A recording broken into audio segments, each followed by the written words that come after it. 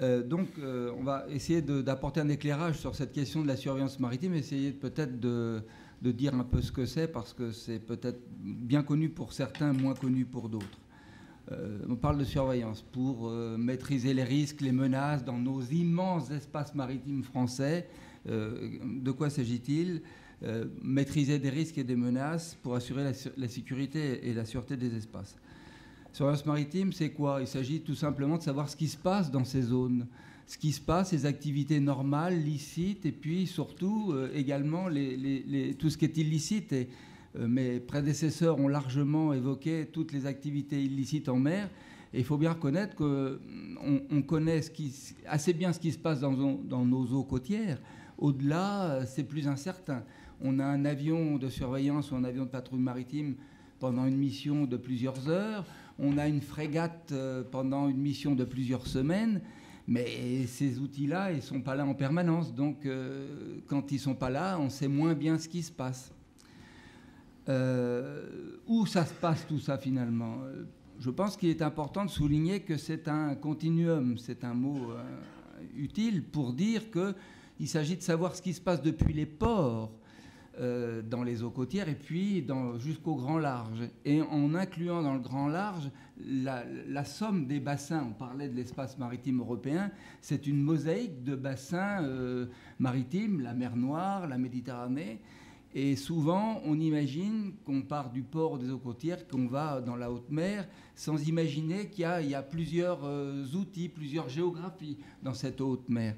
Et souvent aussi, on oublie que le trafic maritime, il passe d'un bassin à un autre et que ce qu'on voit dans nos eaux à nous, ça vient d'ailleurs et malheureusement, je l'évoquerai tout à l'heure, on ne sait pas très bien ce que nos voisins ont pu savoir de ce trafic maritime et qu'ils nous ont dit ou pas dit. En général, ils ne nous ont pas dit ce qu'ils ont vu et qui nous intéresse puisque ça arrive chez nous.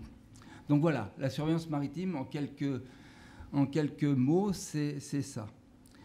Je vous propose maintenant plusieurs constats pour peut-être illustrer comment les réponses technologiques sont influencées par la géographie, par un certain nombre de notions. Premier constat géographique, ça a été souligné dans l'après-midi à plusieurs reprises, des eaux vraiment immenses à protéger, nos eaux européennes et puis nos outre-mer. Et là, ça implique bien évidemment la combinaison d'un certain nombre d'outils qu'on a, nous en France, à notre disposition, des navires, des avions de surveillance, et puis l'outil satellitaire qui existe et qui n'est pas forcément toujours bien dimensionné à ce qu'on attend de lui pour faire de la surveillance maritime, mais qui n'est pas non plus aussi très systématiquement utilisé. Et on voit bien, quand on est dans des grandes zones océaniques immenses, que les petits outils que je mentionne, une frégate, un avion de surveillance, ça va bien, mais ça ne couvre pas vraiment le besoin. Or, le satellite, lui, il a une vocation à couvrir de grands espaces. Encore une fois, je ne vais pas peut-être rentrer dans le détail, mais ce qui vole aujourd'hui dans l'espace, les satellites, n'ont pas été vraiment conçus pour faire de la surveillance maritime. Donc on peut en tirer un profit, mais pas tout le profit qu'on attend pour détecter ou faire du pistage de navires. C'est un volet qu'on pourra aborder dans les questions. Ce n'est pas irrémédiable, il n'y a pas ce qu'il faut aujourd'hui, mais on n'est pas capable d'imaginer des solutions utiles pour couvrir ce besoin spécifique de la surveillance maritime dans les grands espaces qui sont les nôtres. Deuxième constat, nos eaux hébergent des axes maritimes stratégiques à forte densité de trafic. Ça veut dire quoi en termes de technologie? Ça veut dire des outils capables de détecter, de discriminer dans ces flux de trafic et de pouvoir détecter des petites cibles, des petits navires, des petites embarcations. On a évoqué à plusieurs reprises toutes les activités illicites, les trafics de migrants, les trafiquants de drogue. Ça, ce n'est pas des navires dits coopératifs, ils ne disent pas leur position, ils ne disent pas ce qu'ils font, ils sont petits, ce n'est pas des gros cargos, ce n'est pas des super-containers, et donc ils se glissent dans le trafic normal, dans le trafic licite, et il faut qu'on ait des outils pour pouvoir les sortir et également analyser le trafic pour sortir ces brebis galeuses du flux légitime. Troisième constat, dans l'espace maritime, dans les espaces maritimes, on constate un foisonnement d'activités de nature complètement différente. Il y a la pêche, il y a le sauvetage, les activités de la marine, les activités de police, les activités concernant le contrôle des pollutions et le sauvetage. Vous voyez bien que ce sont des métiers qui sont différents, qui se déroulent tous dans l'espace maritime, mais qui sont de nature, avec des cultures et des processus qui sont différents. Et on voit bien que c'est interministériel, ça. L'amiral Chevalreau l'a évoqué sous sa casquette de SGMR. Toutes ces activités que je mentionne là, elles sont dans un même pays interministériel. Or, il n'y a pas vraiment d'outils pour faire communiquer tous ces gens-là dans leur métier. Donc, grosso modo, peut-être moins en France, mais d'une manière générale, chacun dans son métier s'époumonne pour savoir ce qui se passe en mer dans son secteur de responsabilité. Si on est un contrôleur des pêches, on veut savoir où sont les navires de pêche, ce qu'ils font, etc. Si on voit d'autres activités illicites, on ne se penche pas forcément dessus parce que ce n'est pas dans le portfolio, dans le périmètre ou dans le mandat du contrôleur des pêches. Encore une fois, je fais une parenthèse en disant qu'en France, on est plutôt mieux équipé pour ce caractère interministériel lié au partage de l'information. Parce que derrière, quand vous voyez des choses comme ça, pour le faire partager aux autres métiers, il vous faut des outils. Or, en France, on a un peu des outils, pas forcément complètement adaptés. Bref, au-delà des capteurs que j'évoquais il y a un instant, on a besoin d'outils pour partager de l'information. Il ne s'agit pas de dire à tout le monde ce que chacun sait, mais d'avoir des canaux appropriés pour partager l'information et la présenter de manière opérationnelle, lisible, simple, en croisant les informations. Donc on voit bien, au travers de ce que je dis, c'est des systèmes d'information dont on a besoin pour faire tout ça, avec la capacité de trier, de corréler des outils, et puis on peut imaginer ces concepts qui sont en train de se développer de type cloud computing. Bon, je ne veux pas rentrer dans le détail, mais on voit bien que c'est quand même des outils adaptés pour faire ce dont on a besoin. Quatrième constat, la connaissance de l'activité dans les eaux d'un pays, disons en France par exemple, en Europe, dépend largement de la performance de ses voisins en matière de surveillance. En clair, quand nous on voit ce qui se passe en Méditerranée, quand le préfet maritime de Toulon a la responsabilité de l'espace qui est devant chez lui au sud, il a besoin de savoir ce que les Italiens ont déjà vu. Et si les Italiens ont déjà été alertés par des choses que la Grèce a pu voir, c'est tout bénéfice pour tout le monde. Or, il faut bien le constater aujourd'hui que ça n'existe pas. Il n'y a pas vraiment d'outils, de tuyaux qui permettent de dire à un Crétois qui observe quelque chose d'un peu suspect, un navire, un comportement suspect pendant quelques heures dans ses eaux, le navire faisant route vers la Grèce, le Crétois, il n'a rien pour dire à la Grèce, attention, celui-là, je serais à ta place, je me méfierais. Le grec peut constater à nouveau quelque chose de suspect, il ne le dit pas à l'italien parce qu'il n'a pas les outils pour le faire. Donc vous voyez, des capteurs, des radars, des satellites, etc. Et puis aussi des systèmes d'information qui vont permettre d'échanger de l'information au travers des différents métiers et des différents pays. J'avance un peu plus vite que prévu. Vous êtes parfait. Je fais toujours attention à votre main droite parce que j'ai l'impression que vous avez une droite terrible. Je me suis dit, à un moment, je vais me la prendre. Et donc, je fais toujours attention. Francis Valade, faites attention à la gauche, hein, s'il vous plaît. Vous avez noté tout à l'heure que je suis passé à Naples. Peut-être que j'ai hérité de cette gestuelle italienne. Donc, une fois qu'on a dit tout ça, on a besoin, quand on est un pays, d'optimiser l'emploi de ses moyens.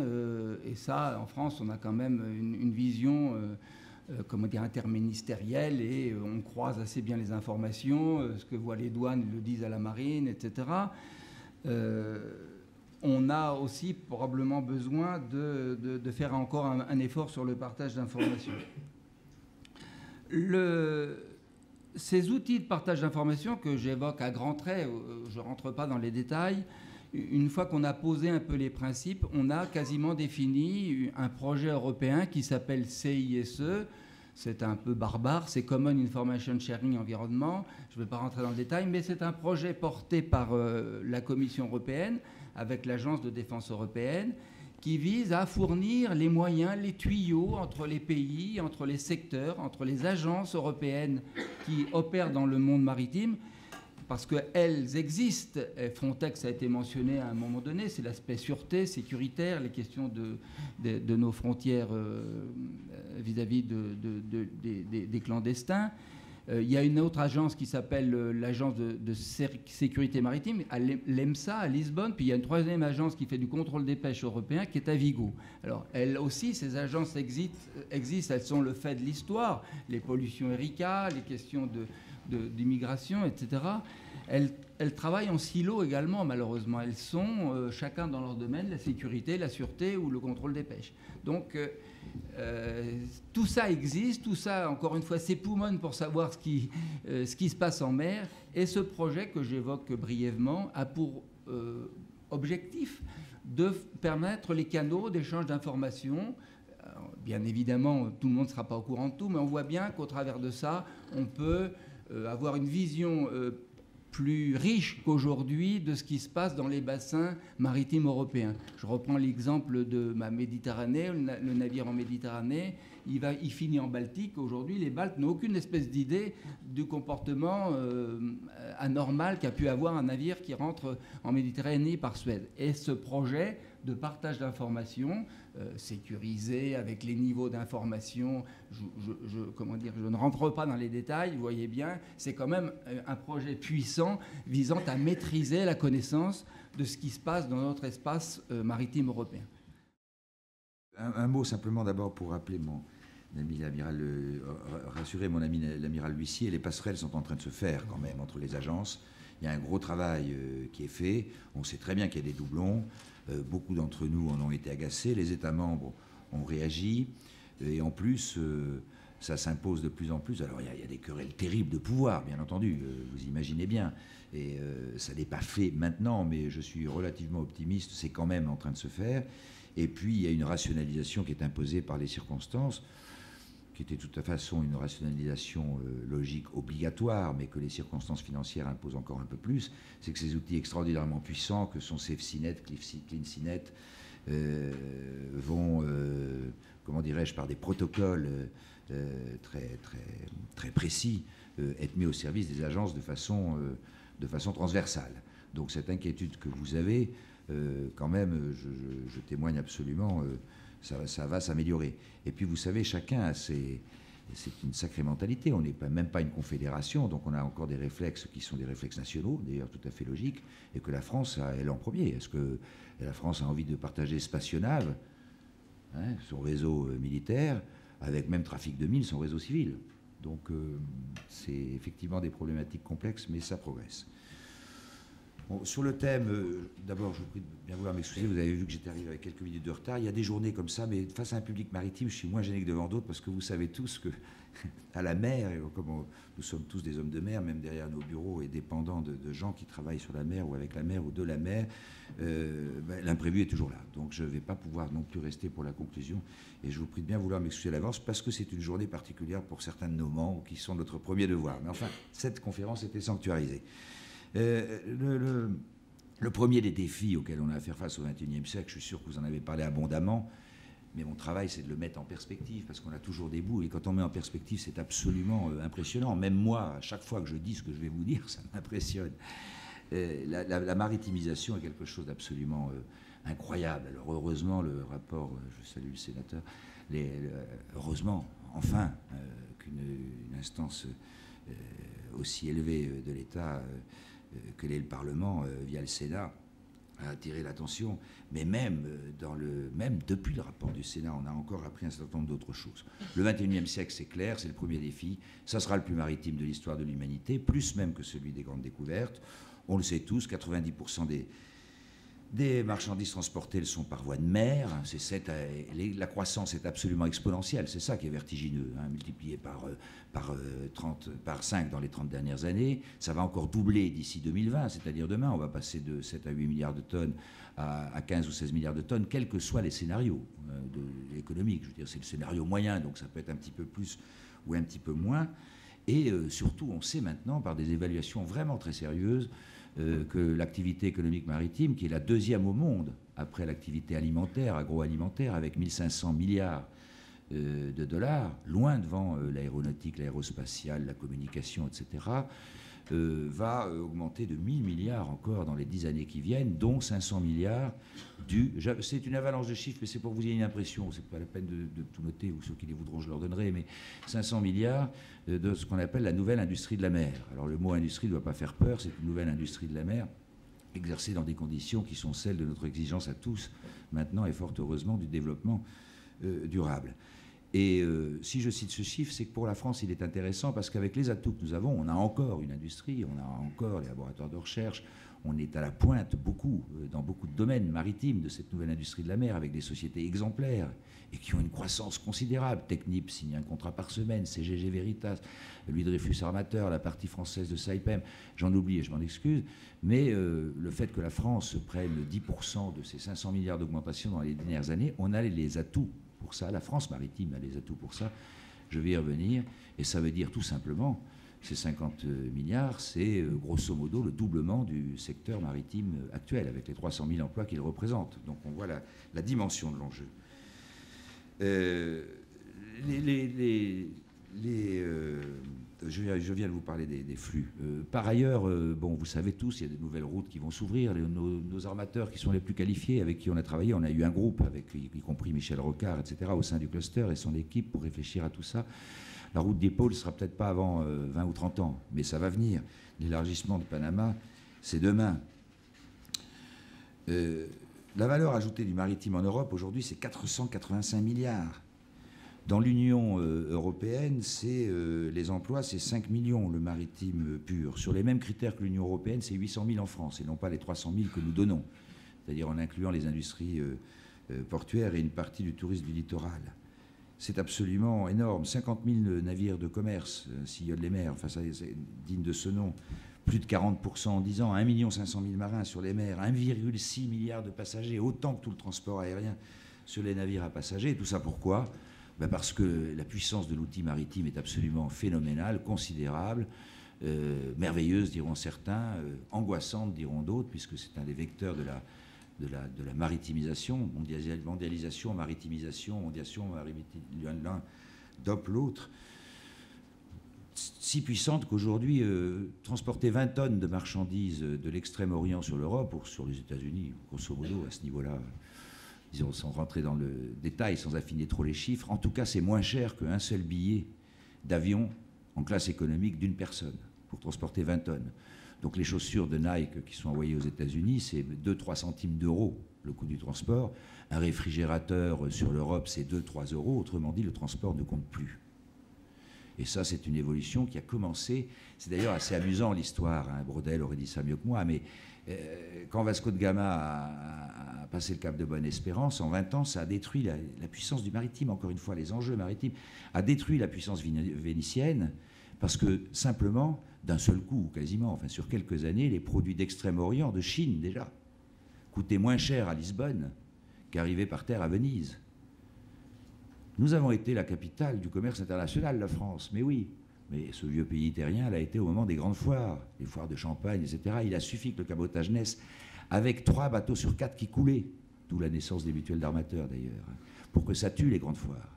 La puissance de l'outil maritime est absolument phénoménale et aujourd'hui, n'importe quel produit fabriqué à Romorantin, il n'y a plus les industries traditionnelles, mais il doit bien y avoir encore quelques produits fabriqués, son transport sur Paris est à peu près le même prix, ou certainement peut-être même plus cher s'il s'agit d'un produit léger, que le transport de la Chine sur Paris.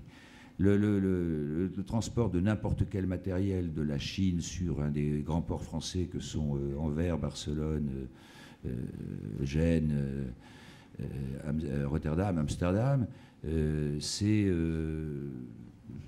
moins cher que le trafic, ensuite le transport d'Anvers sur Paris. Bon.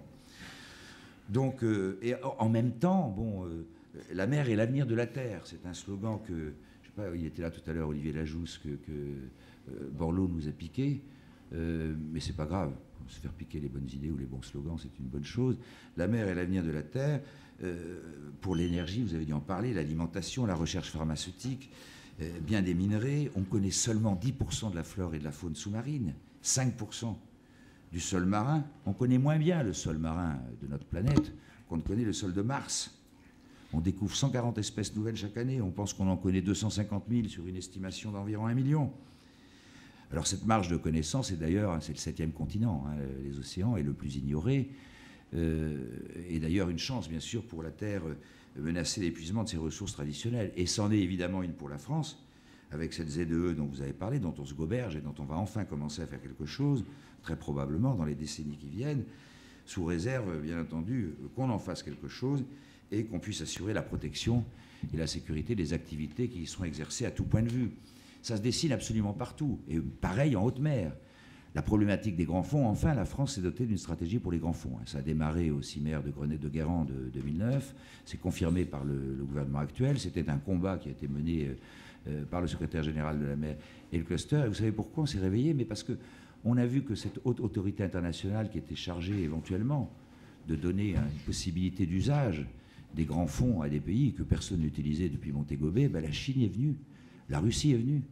À l'heure actuelle, il y a d'autres pays qui sont autour. On s'est dit, mais c'est 500 000 $ pour réserver un carré. Après, c'est très cher. Hein. En revanche, si on veut exploiter, explorer.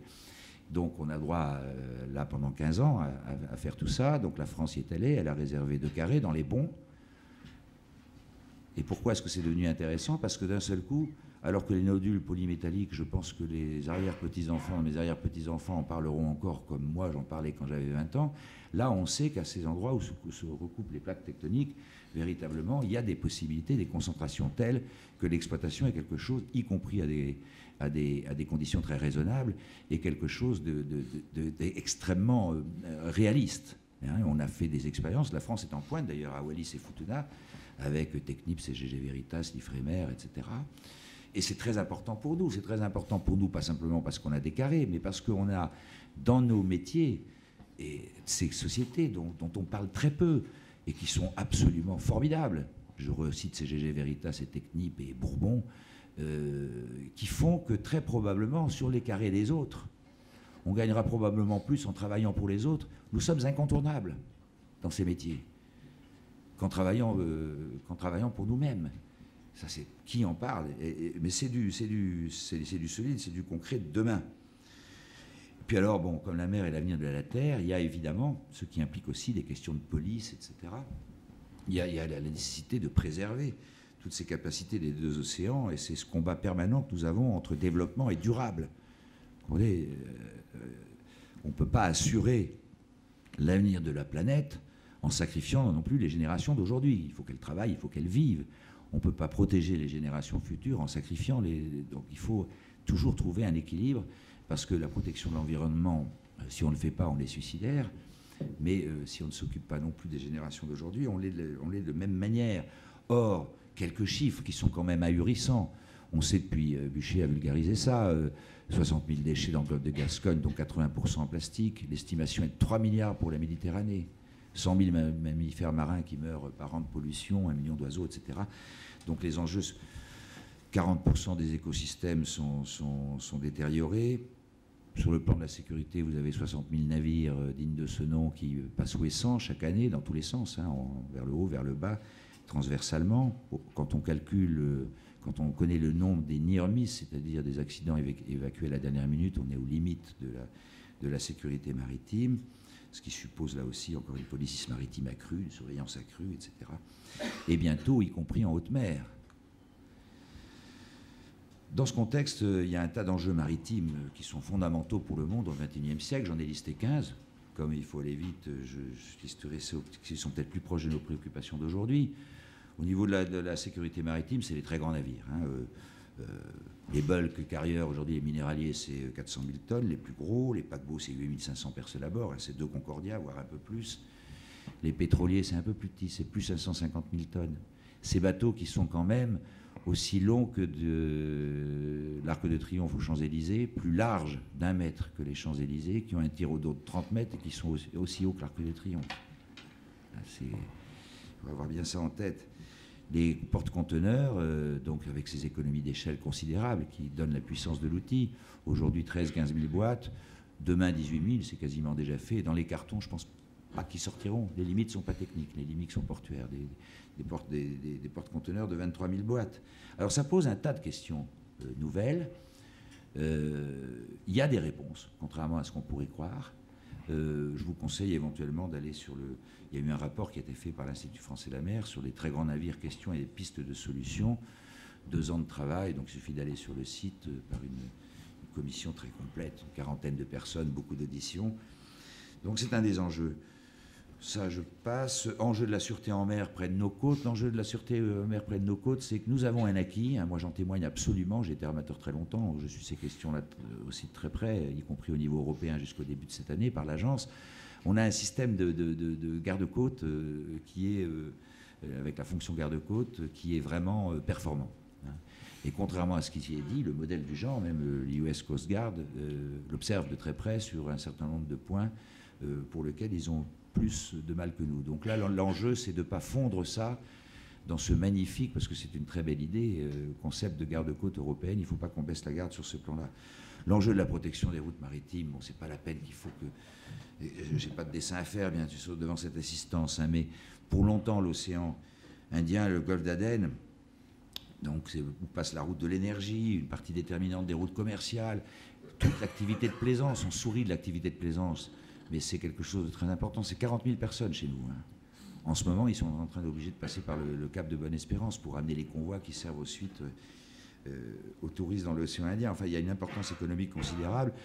Je ne veux pas rentrer dans le détail, mais le véritable enjeu sur le plan de la protection des routes pour nous, en tant que citoyens, si vous voulez, c'est lorsque nous sommes questionnés justement sur quelle doit être la dimension des moyens militaires de la France, en particulier sur le plan maritime. On ne veut pas tomber dans le piège parce que nous, notre estimation, et ce n'est pas parce qu'on est juge et parti, mais avec 280 sociétés partout dans le monde, je pense qu'on a une légitimité particulière, au moins au niveau des enjeux. Et ce qu'on constate, ce dont on est absolument certain, c'est quand vous avez cette croissance exponentielle des transports, vous avez des flux énormes de richesses, des échanges qu'il faut protéger. Hein. Les échanges, le commerce, c'est la paix. Il faut s'en souvenir, le passage de la route de l'énergie, tout ça, c'est la paix. Hein. Donc il faut protéger. Et ça passe, qui passe près des terres, partout dans le monde. Et là où il y a de l'homme, il y a de l'hommerie, disait saint Thomas d'Aquin, repris par Montaigne d'ailleurs. Donc il y aura de la piraterie. La piraterie, c'est un problème endémique du XXIe siècle. Ce n'est pas un problème simplement en Somalie qui va durer quelques années parce qu'en ce moment, il y a un équilibre instable entre la poule aux œufs d'or pour les pirates et pour les États pour lesquels la caravane passe. Il y a des bavures, mais au total, le monde continue de tourner, donc on a un peu de temps, puisqu'on n'a pas les solutions politiques, et donc ça durera. Mais surtout, ça va durer tout au long du XXIe siècle. Donc il nous faut des passerelles, et on n'en a pas assez. Et des passerelles comme le Chevalier Forbin ou je ne sais quoi, ça coûte évidemment trop cher pour lutter contre les pirates. Et en même temps, ce que je dis souvent, c'est qu'on serait bien naïf de croire que le XXIe siècle sera le premier de l'histoire moderne où nous n'aurons pas de guerre, pas de conflit chaud. Bon. Il y en aura, forcément. On voit bien ce qu'est le monde. Et il est absolument impensable, en revanche, de penser que ces conflits seront soit à propos des richesses de la mer, à propos des océans, soit de toute façon les engloberont. C'était déjà le cas au niveau de la Seconde Guerre mondiale. Donc on ne peut pas non plus baisser la garde sur les navires à forte intensité. Donc nous, si on nous pousse dans le retranchement, et croyez-moi, j'ai des officiers des autres armées dans ma famille, mais notre seule réponse, c'est de dire mais il faut faire des choix, il faut avoir une vision, faire une vision, qu'est-ce qui est plus important pour la France au niveau du XXIe siècle, et prendre les décisions en fonction de cette vision. Et on ne voit pas comment, c'est vrai, elle pourrait être autre que maritime. Président Vallat, le dernier enjeu, c'est la minute qui vous reste. S'il vous plaît. D'accord. Dans leur face, je passe en revue un certain nombre. Donc, croyez-moi, il y a beaucoup d'enjeux économiques. Donc, éventuellement, ils pourront être cités pendant le débat. Et face à tous ces enjeux, paradoxalement, et je ne pense pas que ce soit... Bon, j'ai la tentation de l'espoir pour notre pays. C'est vrai, j'ai été trop bavard. Bon. Non, mais c'était bien. 310 000 emplois directs, je dis bien directs. 52 milliards d'euros de valeur de production, 11 métiers dans lesquels la France est leader. Beaucoup de ces métiers sont des métiers qui sont des métiers nouveaux, dans lesquels elle s'est construite sans subvention et contre la construction, contre la compétition internationale. On n'en parle jamais parce que notre France est paysanne. Nous, ce qui compte, c'est la propriété, la puissance, c'est le fief. On n'est pas dans les flux, c'est bien connu. Brodel l'a bien expliqué. Mais véritablement un secteur impressionnant, qui a un dynamisme fou. Dommage que je ne puisse pas en expliquer un petit peu plus. Et là où on n'est pas dans les premiers, par exemple, tout ça est camouflé parce qu'on a une flotte de commerce qui n'est pas digne de notre pays. En revanche, c'est un leader mondial sur le plan de la qualité. La réforme des ports qui a été faite, et puis dans ce vieux pays paysan, je terminerai par ça, qui n'a eu de préoccupations maritimes que sous les despotes éclairés, Louis XIII pour Richelieu, Louis XIV Colbert, après qu'il y en a eu l'illusion avec l'Empire colonial, mais qui n'a jamais été véritablement capable d'avoir une activité maritime concurrentielle avec les autres pays, eh bien, c'est en train de changer. Et ce qui change aussi, c'est que l'État s'en rend compte. Aujourd'hui, il y a des querelles de pouvoir. Au sein du pouvoir, c'est pas toujours facile à vivre pour nous, pour savoir qui contrôlera les affaires maritimes. C'est plutôt une bonne nouvelle, ça n'avait jamais existé. Nous avions obtenu du gouvernement précédent, et je pense que celui-là, on est en train de discuter avec lui, pour la première fois dans l'histoire de notre pays, une fois par an, un débat sur la stratégie maritime de la France. Ce sont des signes qui ne trompent pas. Et puis je vais m'arrêter là, puisqu'il le faut. Merci. Merci, Président Vallat.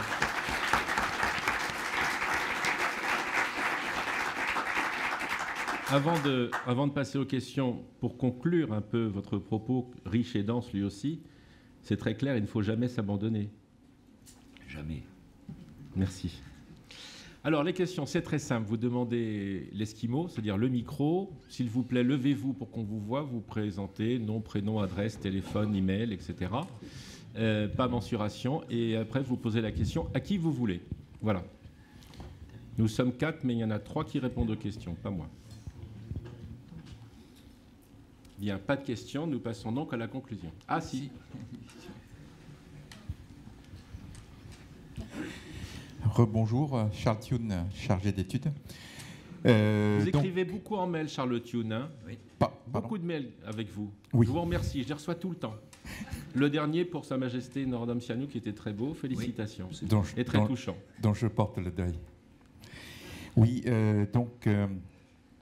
ma question concerne encore le porte-avions, le deuxième porte-avions, mais là sous l'angle, on va dire, plutôt capacité opérationnelle, puisque pas plus tard qu'hier, avec un ancien membre de la commission Affaires étrangères armées,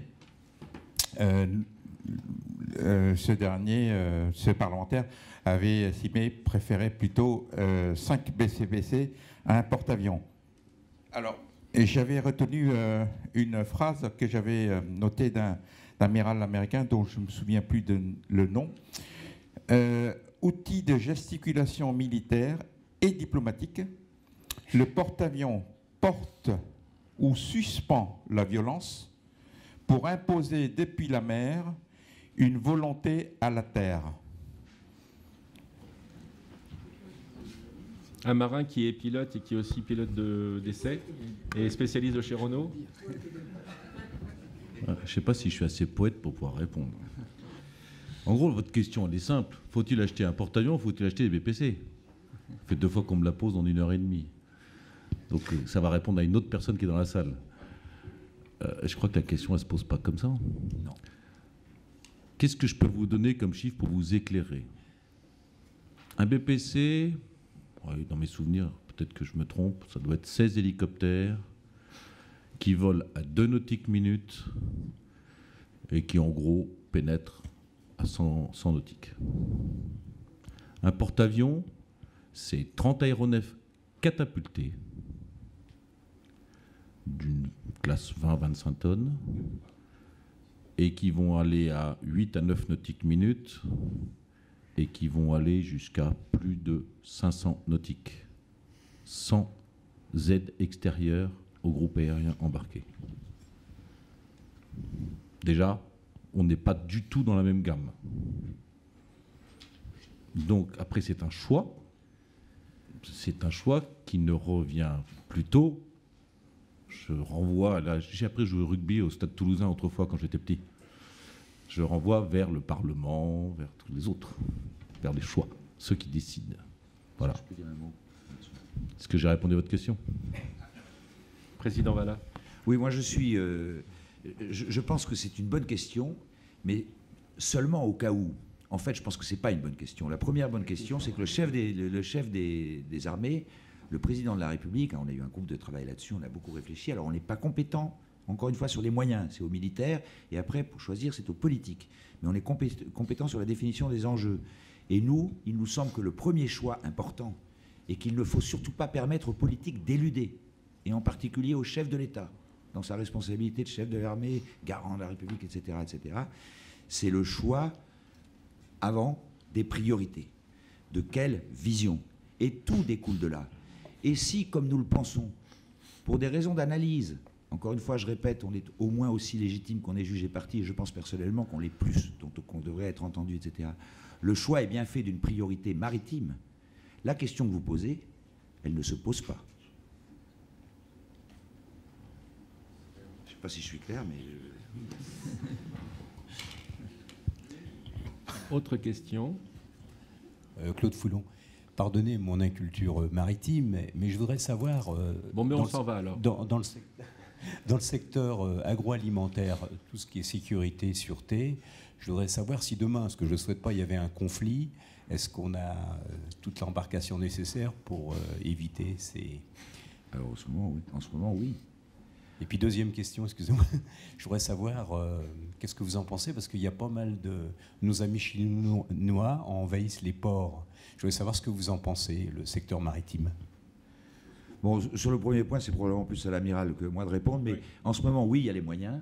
Le problème, c'est que c'est de plus en plus des questions d'arbitrage. Quand on est en juste suffisance, comme le dit il y a des moments où il peut y avoir... où on laisse tomber. Mais aujourd'hui, le programme alimentaire mondial, il est protégé par les marines, je crois, relativement bien. En revanche, je ne pense pas que même l'amiral soit capable de dire il le sera toujours. Il peut y avoir... On n'a pas assez de moyens pour tout faire, on le sait bien, il y a toujours des arbitrages à faire. Mais ça, c'est peut-être l'amiral qui peut compléter mieux la question. En revanche, sur le deuxième point, pour les Chinois, je vais y revenir. Amiral Touvenin, concernant les moyens en cas de conflit, on a tout ce qu'il faut? Non, pour les... Je crois que c'est une éternelle question, mais... comme j'ai un journaliste à ma gauche, je pense que c'est plus une question des interviews de 7 h du matin.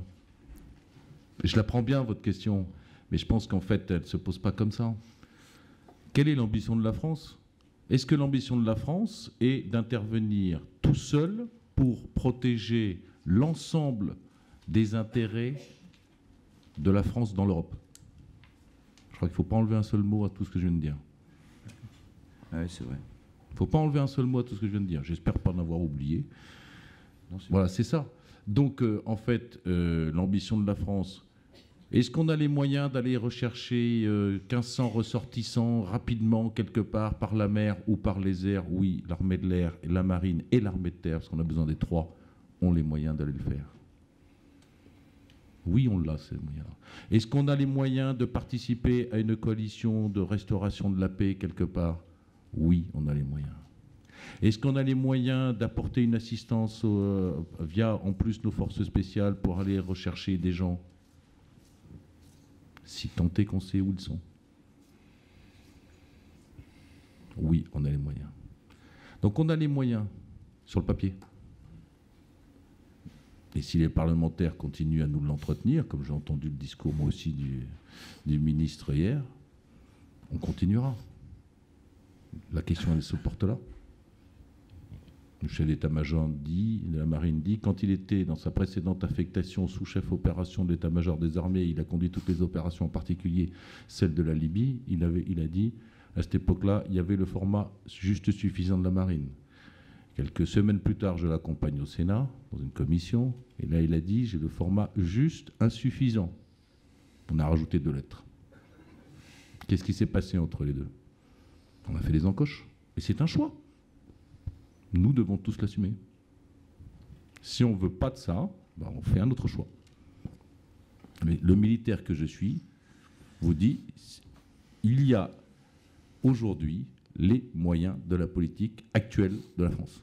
Si on change l'ambition de la France, ben je vous répondrai une fois que je la connaîtrai, donc je vous renvoie à la fin du livre blanc.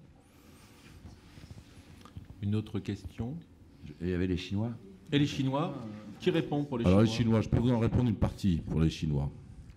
Il est clair, je ne sais pas quand est-ce que ça se passera, mais il est clair qu'on aura, est-ce que c'est en 2020, est-ce que c'est en 2030 ou est-ce que c'est en 2040, mais on aura certainement une permanence de sous-marins chinois dans nos zones d'intérêt. Au pluriel, nos zones. Il est clair, je ne sais pas si c'est en 2020, en 2030 ou 2040, parce que moi je les ai vus là, ceux qui sont venus à Brest. Ils sont venus nous voir, là, ceux qui ont construit d'abord le porte-avions sur un building, puis ensuite le porte-avions qui devait être un casino et qui finalement n'est pas un casino. Je les ai vus. J'ai bien vu les questions qu'ils nous ont posées. Ils seront capables. Ils seront capables. Ils ont été capables de mettre en orbite tout un tas de choses. Ils seront capables de mettre un porte-avions. Et ils seront capables de développer une... On disait comment déjà? L'escadra autrefois, là. Hein, c'était l'escadra dont on parlait autrefois. Là, c'est quoi? C'est l'escadra. Il y aura une escadre jaune un jour en Méditerranée ou en Atlantique. 2020, entre 2020 et 2040, elle sera là. Est-ce que ça répond à votre question? Sur les ports, peut-être? Non. Sur les ports aussi.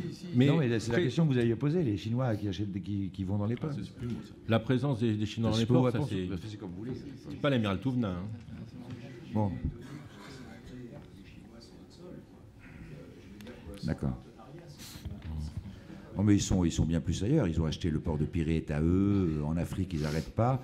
Donc je peux répondre sur ce plan, mais tout en disant quand même que je suis complètement d'accord avec ce que dit l'amiral. Et moi, je suis d'une génération où on disait que les Japonais, il n'y avait que les Kodak à l'époque, ne seraient pas capables de faire des appareils photo. Donc quand je lis des articles aujourd'hui en disant qu'ils ont des porte-avions, les Chinois, ils ne sauront pas les faire marcher, alors qu'ils se lancent des satellites, c'est vraiment être ridicule. Hein. Et là-dessus, il faut qu'on fasse attention quand même.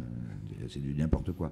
Bon, pour ce qui est de l'achat des ports par les Chinois, en revanche, à partir du moment où sont exclus des achats, ce qui est le cas jusqu'à présent, une installation stratégique ou relevant de la souveraineté du pays, mais ils achètent partout des ports. Alors on peut se demander pourquoi, les Arabes l'ont fait avant. Écoutez, je ne vois pas très bien ce qui est derrière, si ce n'est qu'ils misent certainement sur le développement international et que les ports peuvent rapporter beaucoup. Hein, ça peut rapporter énormément dans une économie qui est une économie normale. Ce que je peux vous dire, c'est que notre opinion à nous, au cluster, on en a parlé, on est différents. Enfin, quand même, en fait, on s'en fiche. Ce qui compte pour nous, si vous voulez, les Français, c'est pas tellement la nationalité du capital, c'est celui qui est présent en France, qui crée des emplois en France et qui, à la limite, au bout d'un certain temps, vous êtes aussi fort que lui. Chacun se tient par la barbichette. Donc on pense qu'à partir du moment où il n'y a pas d'installation de défense ou stratégique qui sont impliquées ou qu'elles sont écartées des transactions, ça n'a absolument aucune importance et qu'au fond, il vaut mieux que même les ports continuent à vivre, voire que certains investissements se fassent et qu'on les fasse faire par d'autres si on n'a pas assez d'argent, à partir du moment où c'est du travail sur notre sol et du travail pour l'entrée et la sortie des marchandises de nos ports. On ne voit pas la faiblesse, si vous voulez. Ils investissent. Je crois qu'il ne faut pas aller chercher plus loin. Si vous me permettez, bien que ce soit pas mon domaine, mais je vais aller parler dans votre sens, regardez ce qui s'est passé en Afrique avec les Chinois. On a dit il y a une dizaine d'années, ils arrivent partout. Est-ce que ça ne s'est pas un peu stabilisé?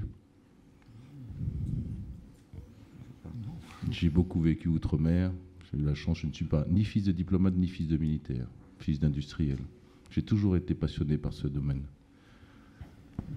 Il y a des mouvements de balancier.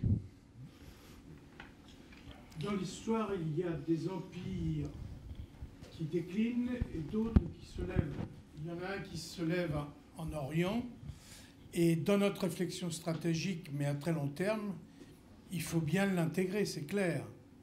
On a pu voir, nous qui nous sommes intéressés à l'Afrique, comment la sinisation des marchés et des entreprises s'est opérée dès lors que la France a manifesté ou n'avait plus les moyens de financer la politique d'amitié, de coopération, de fraternité, etc., liée à notre histoire. Donc voilà, il faut intégrer ça aussi, non seulement à court terme, on le constate, mais il faut l'intégrer dans notre réflexion stratégique à long terme.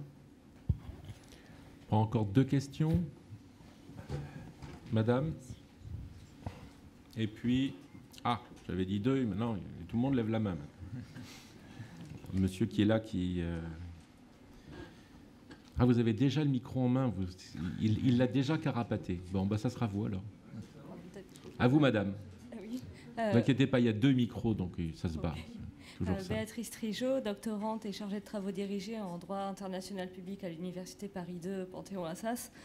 Cette question de l'investissement dans les ports m'interpelle parce que je m'interroge sur la protection internationale de l'investissement et éventuellement les contraintes qui pourraient être amenées par ces procédés vis-à-vis du pouvoir législatif de l'État dans les ports. Est-ce qu'il ne risque pas dans les accords d'investissement entre investisseurs étrangers et l'État français, éventuellement, d'y avoir des clauses qui restreignent la compétence législative de l'État dans certains domaines concernant l'activité de ces ports. Et j'entends notamment les aspects, disons, de l'ordre de la gestion des biens du domaine public, mais évidemment aussi la question de branches plus particulières du droit, notamment le droit social. Alors c'est une question de curiosité, je ne connais pas bien moi-même cette question. Donc oui, écoutez Francis Vallat, on va vous laisser avec madame. Hein, j'en ai pour 2 secondes. Capacité législative de l'État, sûrement pas. Capacité réglementaire des autorités portuaires, où l'État est représenté, comme vous le savez, depuis la réforme très clairement, c'était le cas avant, mais confirmé, toutes les prérogatives régaliennes sont dans la main des présidents de directoire des nouveaux ports pour les grands ports, et les procédures sont différentes, mais reviennent aux mêmes dans les anciens ports d'intérêt national. Bien sûr qu'il y a comme dans toute négociation, je pense que rien n'est interdit aux négociations, mais comme l'un des interlocuteurs est précisément l'État, c'est à lui d'y veiller. Et deuxièmement, le risque me paraît... Et donc, il a les moyens, en tout cas, d'y veiller. Et la deuxième chose, donc, a priori, je ne suis pas très inquiet. La deuxième chose, c'est qu'aujourd'hui, ceux qui pèsent le plus dans les ports, ce sont les grands opérateurs privés qui prennent à charge, parce que les États n'ont plus les moyens de le faire, la construction d'énormes appontements, installations, terminaux, etc., à coups de milliards, qui deviennent des appontements privés, et pour lesquels, normalement, comme ils ont investi, évidemment, ils ont une priorité. Alors ça peut entraîner des détournements de flux, des distorsions de concurrence. C'est un sujet qui est aussi, on ne va pas rentrer dans le détail, c'est un sujet qui est aussi pris en compte, mais qui, à mon avis, demande beaucoup plus de soins que le premier que vous avez abordé. J'espère. Merci Francis Vallat. Alors encore 2 dernières questions, donc elles sont là-bas. D'abord monsieur et monsieur qui est... Gauthier Saint-Guilhem. Ma question porte aussi sur les ports et s'adresse à monsieur Vallat. Je vous ai trouvé très optimiste. On dit toujours Anvers, premier port économique français.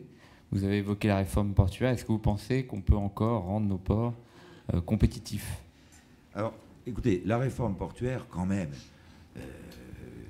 on avait fait la première avec Jean-Yves Le Drian. On a attendu 30 ans avant de faire la deuxième, tellement c'était sensible. Vous le savez tous, contexte social, etc. Elle est faite. Aujourd'hui, vous avez encore des soubresauts ici et là,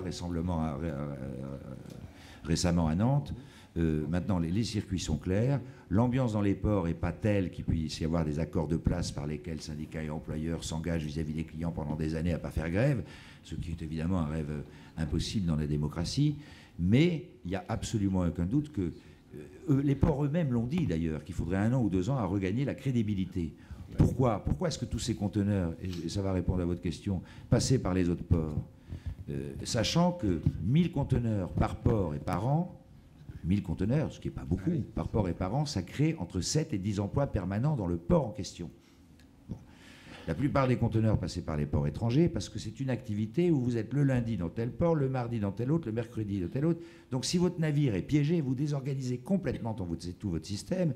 Et les armateurs, y compris français, ça n'était pas du manque de patriotisme, ou pour les armateurs étrangers, le fait de vouloir éviter la France, pour eux c'est plus commode de décharger en France ce qui vient pour la France. C'était simplement le fait que leur navire ne soit pas piégé. Bon.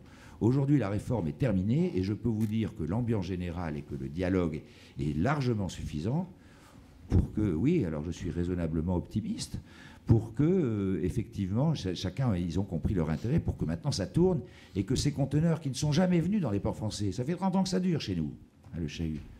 Il n'y en a que la moitié qui rentre, je peux vous dire, ça crée des dizaines de milliers d'emplois. Tout le monde en est conscient, donc d'où mon optimisme raisonnable. Ou alors là, si on se tire une balle dans le pied, c'est véritablement qu'on est totalement suicidaire. Et ça ne semble pas être ni la mentalité des responsables portuaires étatiques, ni des employeurs, manutentionnaires et tous les métiers que vous trouvez dans les ports, ni celle des syndicats. Et c'est ça l'élément nouveau. Alors aujourd'hui, on ne le voit pas parce que c'est la crise. Le trafic des ports diminue, mais ce n'est pas de ce fait. Proportionnellement, les choses s'arrangent. Voilà, dernière question, monsieur. Oui, Philippe Negri, ancien vice-président de la Commission de la Défense. C'était moi, l'affreux, qui se posait la question encore sur le bien fondé d'un deuxième porte-avions ou de BPC. J'ai bien écouté et en début d'après-midi et en fin d'après-midi. Je me rends compte que finalement, le devoir du politique, c'est de donner à chaque citoyen les moyens d'exercer son métier dans les meilleures conditions. Et je me demande justement si ce n'est pas le problème de la sécurité maritime et de l'accompagnement des flux maritimes qui est de notre responsabilité, chers collègues. Et dans ce cadre-là, j'aimerais avoir une réponse à la fois du contre-amiral L'Huissier et puis à la fois de l'amiral Touvenin, que je remercie de m'avoir accueilli une fois pour passer quelques jours extraordinaires dans la marine. Quel est l'outil qui vous paraît essentiel pour protéger le flux maritime ? J'ai entendu dire qu'il fallait passer d'un bassin dans un autre bassin, qu'il fallait suivre les choses. Alors, quel est le meilleur outil dont vous avez besoin de façon à éclairer le choix de mes collègues actuels ? Qu'est-ce qu'il faut que nous ayons dans notre marine pour accompagner le flux maritime ? Merci. Merci. On commence par vous, amiral L'Huissier. On peut commencer.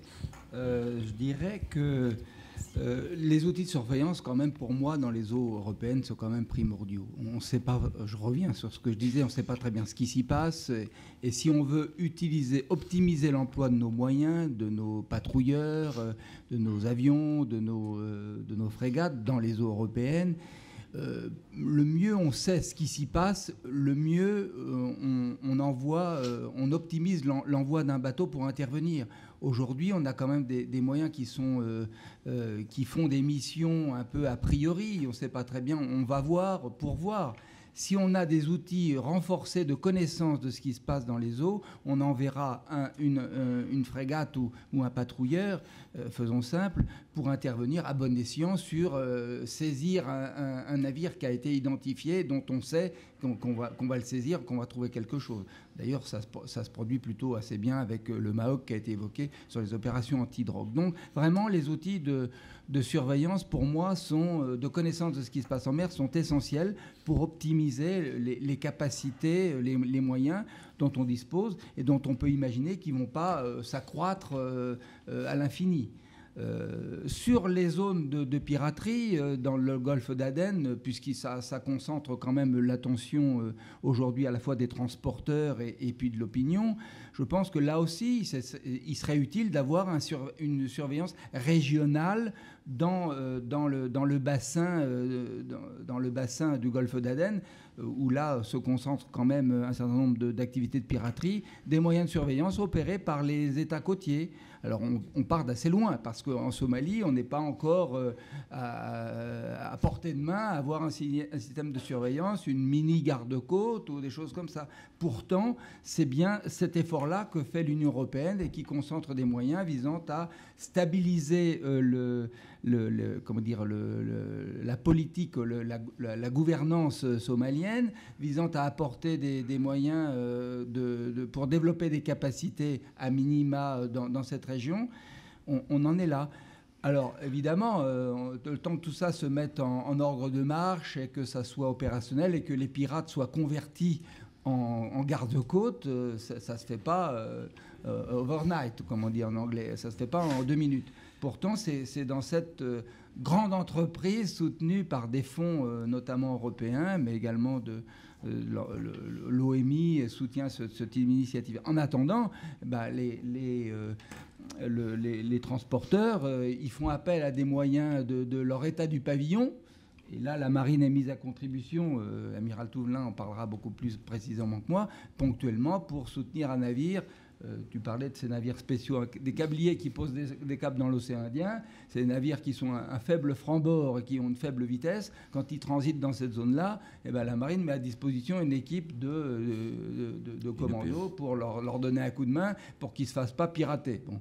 On ne peut pas faire ça sur tous les navires français qui passent dans la zone. Donc en attendant, les armateurs trouvent des solutions de pis-aller et puis ils louent les services d'équipes militaires de protection et puis ils prennent d'autres mesures. Enfin bon, il y a quand même des forces internationales qui sont déployées dans la région.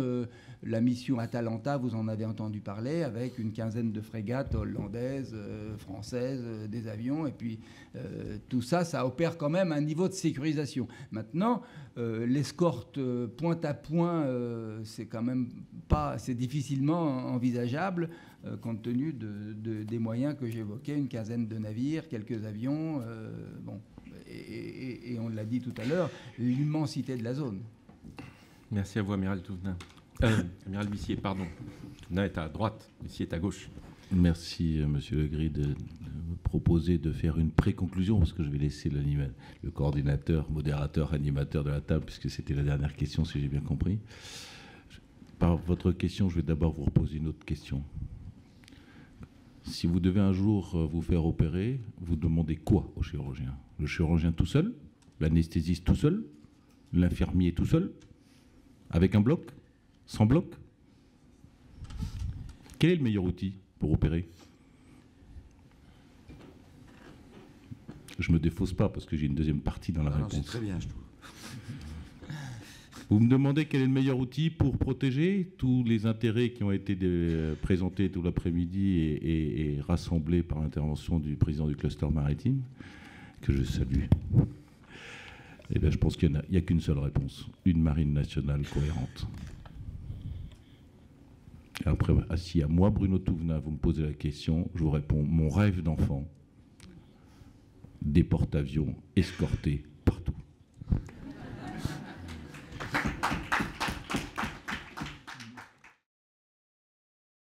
C'est assez facile et assez difficile de faire le bilan d'une réunion aussi riche. Et moi, je vous propose de la concentrer sur deux thèmes. Un thème qui nous rassemble, finalement, les différents intervenants, avec toutes des qualités éminentes, ont parlé de la mer, des enjeux, de tout ce que ça représentait. Et je crois que l'important pour nous, c'est puisqu'on est en gros des groupies de la mer ici, c'est de consolider notre vision, de trouver les arguments et de trouver des arguments chocs, comme dirait Olivier Lajousse, qui dans le travail avec nos correspondants, avec les personnes avec lesquelles on discute, sont frappantes. Et puis, la deuxième partie, qui me semble être plus challenging, je ne sais pas comment on dit, c'est de transformer l'essai, pas laisser retomber le soufflet. Et c'est là que les dangers s'accumulent et qu'il va falloir manœuvrer ferme. Alors, une première remarque. Bon, vous avez peut-être remarqué, j'ai fait beaucoup d'interarmées. Et ce colloque, on va assister au colloque terrestre ou aérien, etc. C'est frappant, il couvre un spectre que ne couvre pas le spectre des colloques des autres composantes. Alors pourquoi? J'en sais rien. Moi, j'ai une petite explication. Les marins, pas que les marins militaires, mais les marins, ils sont dans les dioptres, ce que j'appelle les dioptres. C'est l'endroit de rupture physique. L'air, la mer.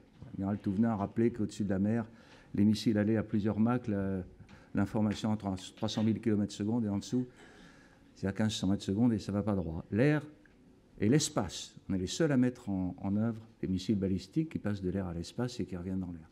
Et puis, bien sûr, la mer et la terre, dans cette zone amphibie qui est une zone où les requins deviennent des crapauds avant d'être des lions, etc.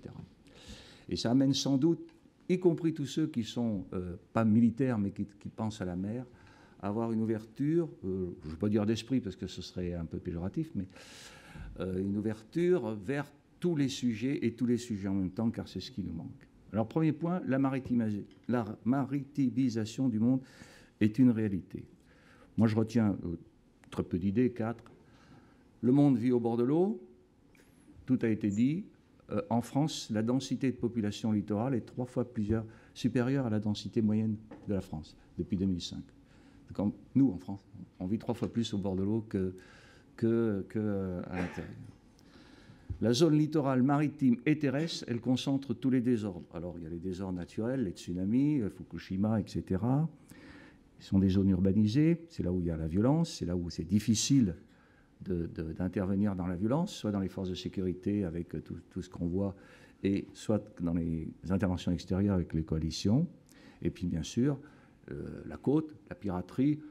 Je rappelle qu'une des toutes premières opérations de la toute nouvelle marine américaine a été la lutte contre la piraterie en Méditerranée, contre les pirates barbaresques qui empêchaient leur trafic commercial de s'écouler tranquillement le long des côtes d'Afrique du Nord. D'où le concept d'ailleurs des Marine Corps et des marines embarquées.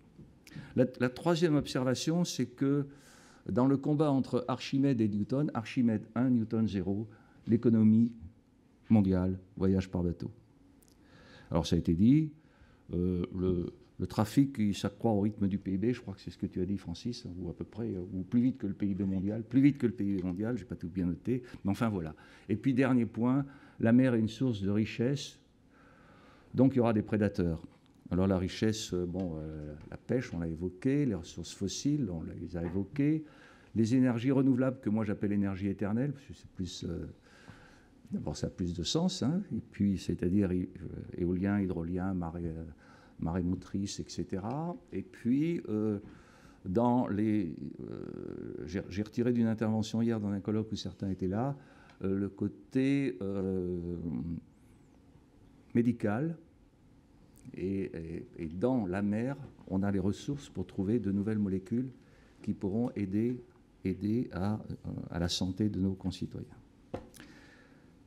Conclusion, la France et l'Europe sont des puissances maritimes. On l'a longuement dit pour la France, hein, en se rappelant que 97% des territoires maritimes sont en dehors de la métropole. Et l'Europe, on l'oublie souvent, mais il y a quand même plus de la moitié de son trafic qui se fait par bateau. L'Europe du Nord, c'est une Europe de marins. L'Europe du Sud, c'est une Europe de marins. Et l'Europe du Centre, c'est une Europe de terriens qui ont voulu être marins. La marine autrichienne était une très forte marine. Les Russes ont toujours voulu avoir l'accès à la mer, etc., etc. Ça, c'était à Kotor, la marine autrichienne, amiral. Elle était à Trieste. Et à Trieste. Et puis dans le très beau fjord de Kotor. Ouais. D'ailleurs, Trieste, ça ne ressemble pas aux autres villes d'Italie, si vous y êtes allé. Mais je peux vous parler de Kotor, tiens, tout à l'heure.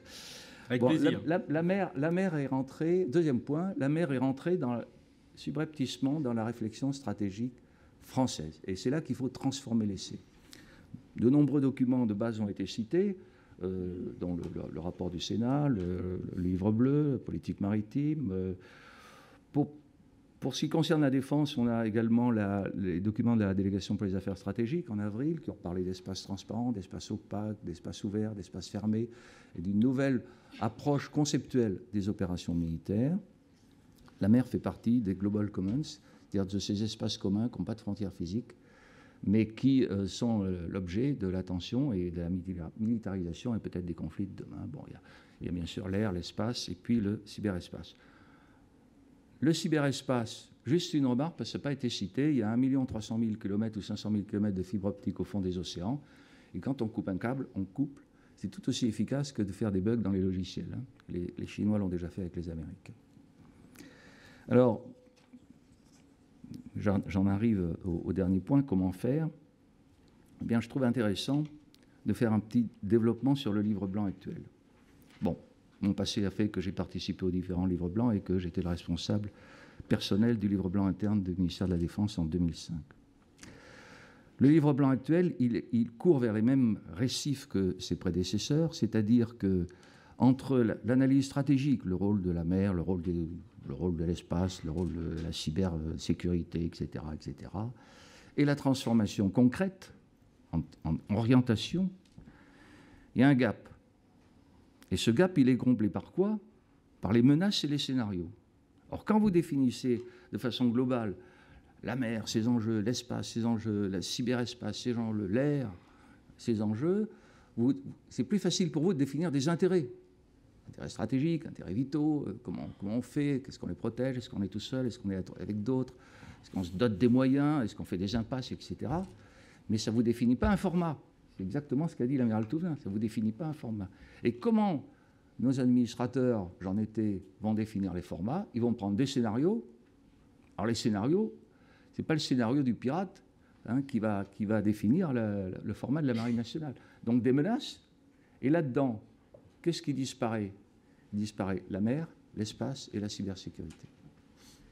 Et je ne veux pas être mauvais prophète, mais je suis prêt à prendre un pari raisonnable que le livre blanc 2012 n'échappera pas au destin tragique de ses prédécesseurs, dont je revendique une part de paternité, bien sûr. C'est qu'on va arriver à définir des contrats opérationnels et que je te mets 30 000 hommes en 30 jours avec 8 000 km. Ça, c'est facile. Là, on sait très bien combien il faut d'avions, de bateaux, de chars, etc. Donc là, il faut qu'on continue, nous, puisqu'on est là pour défendre un petit peu une vision maritime élargie des enjeux, pour qu'on continue à travailler les intérêts, on continue à définir les intérêts, à définir le périmètre, comme vous dites, national, multinational, etc., des intérêts. Le quatrième point que je voulais évoquer, c'est les opérations et la vision des opérations, car on n'est pas tout seul sur mer. Toutes les opérations, jusqu'à un niveau très bas maintenant, se font en interarmée. C'est un lieutenant avec un sergent, un capitaine, un lieutenant de vaisseau qui opère. On l'a vu en particulier en Libye, puisque c'est le dernier exemple. Il y a plein d'enseignements, bien sûr. Je vous reporte à l'excellente intervention du général Castres, qui est le successeur de l'amiral Rogel, comme patron des opérations de l'état-major des armées. Et ce qu'on nous demande actuellement, c'est la primo-réponse, c'est-à-dire la réponse très rapide, avec une capacité de brutalité et de rapidité qui est importante, et bien sûr, après, la précision, et la précision partout, dans la profondeur, dans la proximité, etc. Il y a un certain nombre de choses qui ont déjà été développées et qui valident sans doute un retour dans des forces prépositionnées dans les endroits stratégiques, qu'on avait un peu vite abandonné pour des raisons purement pécuniaires, et qui valide encore plus le concept de sea basing, c'est-à-dire de forces déployées à la mer, qui bien sûr, elles, s'affranchissent d'accords internationaux diplomatiques pour se déployer et pour frapper. Alors quelle marine derrière? Moi, j'ai une vision très simple. Elle n'est pas très loin de celle de l'amiral Touvenin, mais on se connaît trop. C'est qu'il nous faut des outils de puissance. Et je commencerai par ça parce que vous avez cité le Kotor. Moi, je commandais les forces franco-britanniques au Kosovo. J'ai mis un sous-marin dans les bouches de Kotor. Les politiques s'en souviennent. Les Américains n'ont pas pu attaquer le Monténégro et faire basculer cette république dans le camp serbe, et qui était la façade maritime du Monténégro. Un Sénat. Les Américains n'étaient pas très très contents. Mais voilà, c'est ça l'intérêt. C'est ça l'intérêt. Je ne parle pas de la puissance, c'est le Charles de Gaulle qui l'a montré. Bon, bien qu'on ait tiré plus de 200 bombes guidées laser, mais la puissance, c'est le Charles de Gaulle qui l'a montré avec l'interarmisation, les patrouilles communes avec les Rafales, le BPC et tout ça. Mais ça, je crois que les outils de puissance... Et les outils de puissance, c'est quoi? C'est les satellites de renseignement, c'est... Et puis, dans les outils concrets, il n'y a que le porte-avions et le SNA. Pourquoi? Parce que les autres n'en ont pas. Et quand vous arrivez avec ça, vous discutez avec le patron. Et vous êtes le patron. Et le Charles de Gaulle a été le patron dans son coin. Et c'était Foch à l'époque. Le Foch a été le patron dans son coin. Puis j'ai commandé le Clémenceau avant. Le Clémenceau était le patron dans son coin. Ça, c'est les outils de puissance. Le bateau futur. Moi, je l'appelle un bateau de 5e génération. Pourquoi? Parce qu'on parle des avions de combat de 5e génération, que ça parle à tout le monde, et que les concepts qui ont été déployés comme tout à l'heure, qui sont passionnants, c'est ça le bateau de 5e génération. C'est le bateau Advanced. Alors 5e génération, ne me demandez pas ce que ça veut dire, ça ne veut rien dire. C'est simplement que pour moi, le bateau du futur, il doit être l'épine dorsale de la marine, il doit être polyvalent, il doit être capable de faire, il n'est pas forcément un gros équipage, il n'est pas forcément toujours équipé de tout ce qu'il faut, mais maintenant on ne travaille plus en force, on travaille en réseau, il doit faire un plug and play, avec n'importe qui, avec la marine française, la marine italienne, l'armée de l'air américaine, l'armée de l'air turque, l'armée de l'air machin, les forces terrestres, etc. Le bateau du futur, c'est un 5e génération plug and play.